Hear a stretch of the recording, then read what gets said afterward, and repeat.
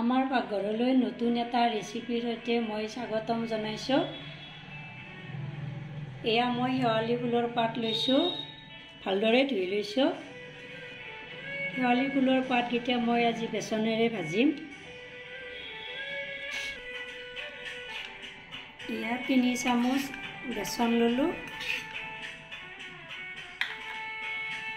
ইয়াত 2 চামুচ পিঠাগুড়ি আছে।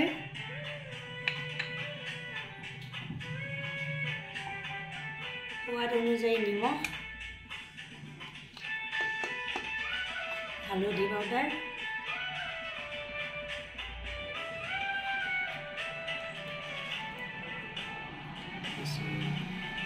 অলপ বেকিং পাউডাৰ,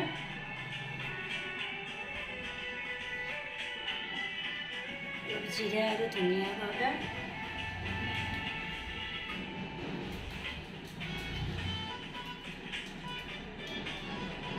অলপ জলকীয়া গুড়ি।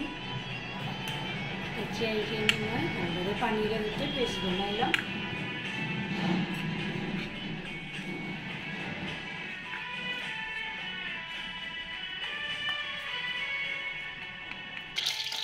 এয়া মই পেষ্ট বনাই ল'লোঁ।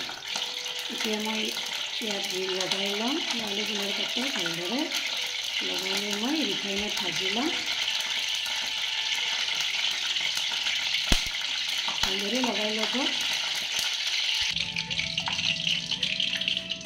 এতিয়া মই ইয়াত দি ল'ম ৰিফাইন গৰম হোৱা।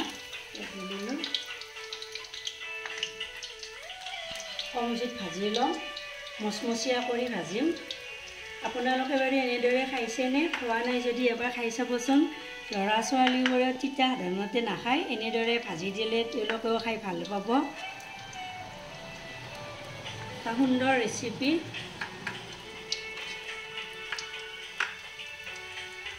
এইখনো দি ল'ম।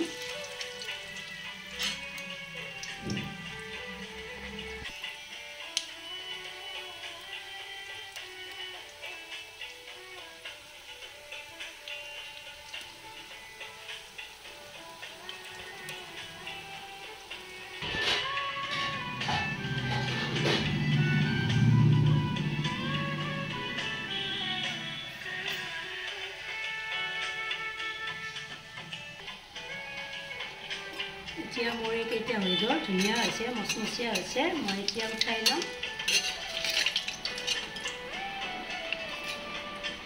আপোনালোকে বাৰু এনেদৰে খাই পাইছেনে? এবাৰ বনাই চাবচোন। কম খৰচতে কম সময়তে হোৱা এটা মুখৰোচক ৰেচিপি।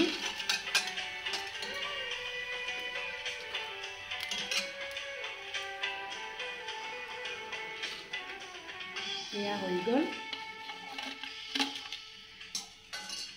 খুব সুন্দৰ হৈছে, মচমচীয়া হৈছে। ৰেচিপিটো চাই কেনে পালে জনাবচোন। ভাল লাগিলে লাইক কমেণ্ট কৰিব আৰু মোৰ চেনেলটো ছাবস্ক্ৰাইব কৰি দিব। আজিলৈ আহিছোঁ, ধন্যবাদ।